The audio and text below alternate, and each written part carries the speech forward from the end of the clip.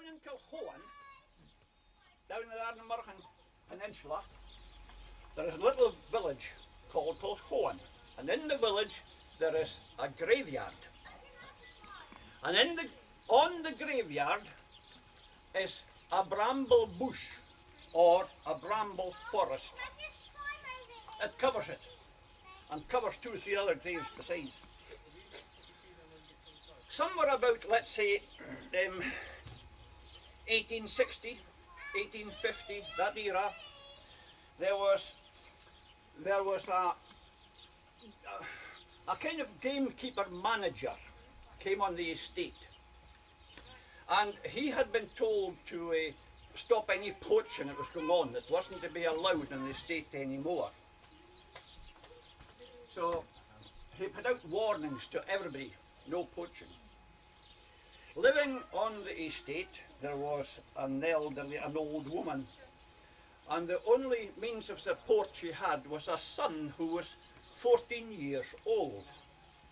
And this son, to support his mother, used to go out and snare rabbits, catch fish, things that boys of 14 can do to support their mother. And this particular day, he didn't come home, and they set a search party. And they found him out on the hill, and he had been shot out on the hill. Nobody knew, of course, who shot him, and nobody was going to find out, but his mother said, "From a year today, everybody will know who shot my son." Fine. The manager, Theodore MacDonnell was his name. Sorry, Mackenzie. Theodore Mackenzie. A most unusual name for that part of the world, for sure. He was the manager, and his health started failing. And a year later to the day, he was buried in Kilchoan Cemetery. And when they had filled in the grave, and they were standing on the old tradition of all these years ago of the drams at the graveside, lots of drams, somebody noticed a bramble leaf, a leaf of a bramble on the grave, and they bent down to pick it up, and there was a root on it. By the time they left the graveyard had bramble on the length of it.